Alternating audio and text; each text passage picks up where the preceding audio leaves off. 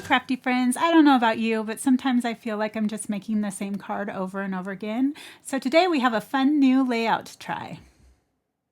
I'm going to be working with the Orchard Days Stamp of the Month.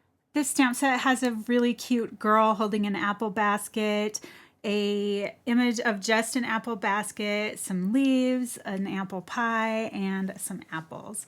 I'm going to be pairing it with the Orchard to Oven paper pad from the August Paper Pad Club, and I chose my colors based on that, some greens, reds, blues, and browns. And I'm going to be coloring with Copic markers, and I'll put the numbers up on screen.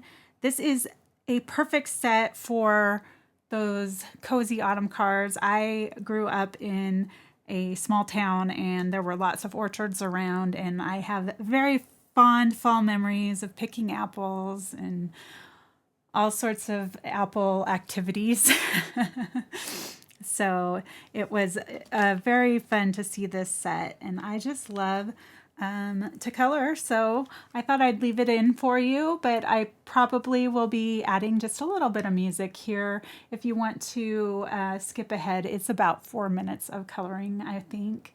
I'm just using 3 color blends with darkest to lightest. Nothing super fancy here, just putting in the darker shadows where I think they would be, and just having a little crafty afternoon playing with my markers.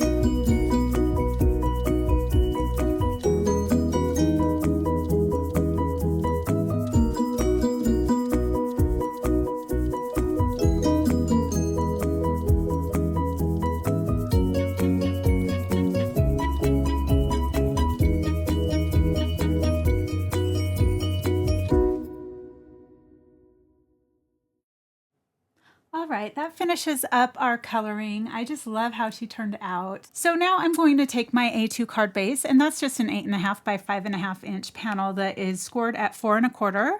And I'm going to fold it out lengthwise and place it in my trimmer. And I'm going to cut this at an angle. I didn't measure it when I did it. You could do whatever angle you want, but if you want my angle, it's 1.5 inches from that fold line on the top, and then it's about 1/2 inch up from the bottom on that left side of the card. Now I'm just going to take that striped print that I want to cover the front with, and I'm going to cut it down to 5 3/8 inches, just a little shy of 5.5, because I want a little bit of a border around this. And then I'm going to take my panel and place it upside down and just trace that angle line so that I can cut it with my scissors. And once I have the cutting finished there, I'm just going to line it back up with my card base and determine if I need to take off any extra just to get the borders that I want. And I do determine that I want just a little bit off of the bottom. So I'm going to take that back to my trimmer and just cut that off, and it will match up just how I want it. And then we're going to audition our colored piece. I just want her to be peeking into like this orchard area. So I've picked that apple print, and I trimmed that panel down to 4 1/4 by 5.5, so it will fit the entire inside of our card. And I'm just going to add adhesive to that and then add it to that inside panel. And once that's where I want it, I'll just burnish it down really well.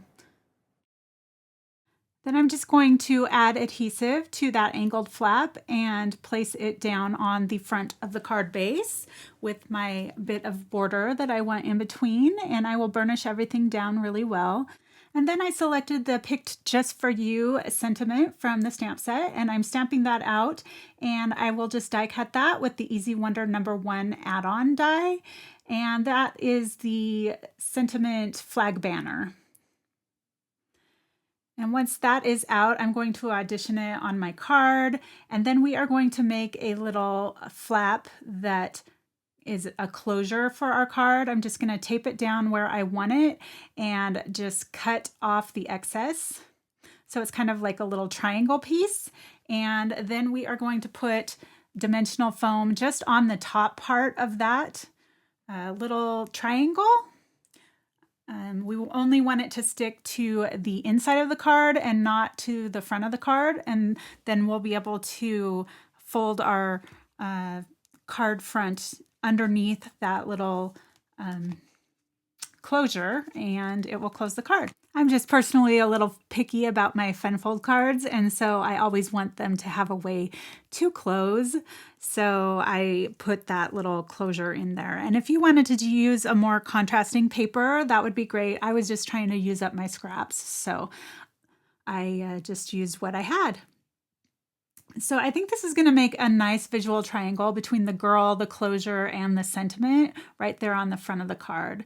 And then I'm going to pop her up on dimensionals, but I'm making sure that I'm only doing it on the portion that is going to be on the front of the card. We don't want dimensionals or adhesive on the overlapping part because it would stick to the back of the card.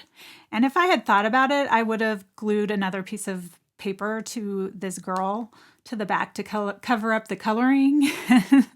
But before I cut her out, but I didn't. So I guess it just shows that it's a handmade card, that it shows the alcohol blending on the back. It's no big deal. So now that I have that all burnished down, I am going to stick that little sentiment on. I'm also going to add it on adhesive dots just for a little bit of dimension. Now we're going to take that triangle that was left over from cutting off the front of our card, and we are going to use that for our sentiment inside. And I am just going to line up the Sweet Autumn Blessing stamp on the diagonal and stamp it. And then I'm going to take the apple bucket and stamp it in the corner in red. It is Lumberjack Plaid Distress Oxide that I used. And I just love when you can use stamps on the inside of the card, just like you don't have to color it all in. You can just use a colored ink, or it just adds a little interest to the card. And so I really like this look. And then I'm just going to add this inside of our card. And it's going to be hidden from that, hidden behind, so we can't see any of it from the front, but when we open it up, it's like a hidden message. So then I'm just going to finish up by adding that to the inside of our card base. And I'm just adding about a 1/8 inch border between that left side and the bottom. And that finishes up our card. I really hope you have enjoyed this. Please let me know in the comments if this is something you want to try. I would love to see it in our Facebook group. If you do make something, please post it. Thanks so much for watching, and I'll catch you on the next one.